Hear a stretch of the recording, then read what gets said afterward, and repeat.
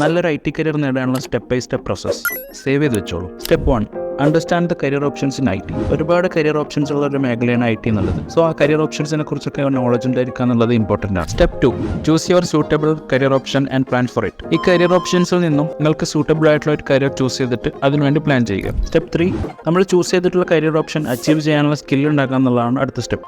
Self learning ആണെങ്കിൽ യൂട്യൂബിലൊക്കെ നോക്കിയാൽ ഒരുപാട് ട്യൂട്ടോറിയൽസ് കിട്ടും, അല്ലെങ്കിൽ അപ്കോഡിൽ ജോയിൻ ചെയ്യാം. സ്റ്റെപ്പ് 4, ഈ സ്കില്ലുകളൊക്കെ ഉണ്ടാക്കിയാൽ മാത്രം പോരാ, ഈ സ്കില്ലുകൾക്ക് നമുക്കുണ്ടെന്ന് കമ്പനീസിന് അറിയുകയും വേണം. സോ അതിനുവേണ്ടി നല്ലൊരു റെസ്യൂമിയും കവർ ലെറ്റർ ഉണ്ടാക്കി വെക്കുക. കൂടെ ഒരുപാട് പ്രോജക്ട്സ് ചെയ്തിട്ട് അതൊക്കെ ഷോക്കേസ് ചെയ്യാം. Step 5, prepare for interviews. ഇൻ്റർവ്യൂവിലൊക്കെ നന്നായിട്ട് പെർഫോം ചെയ്താൽ മാത്രമേ നമുക്ക് ആ ഇൻ്റർവ്യൂ ക്രാക്ക് ചെയ്യാനും നല്ലൊരു ജോബ് അച്ചീവ് ചെയ്യാനും പറ്റുള്ളൂ. സോ അതിനുവേണ്ടി പ്രിപ്പയർ ചെയ്യുക, പ്രാക്ടീസ് ചെയ്യുക. Step 6, register in job portals.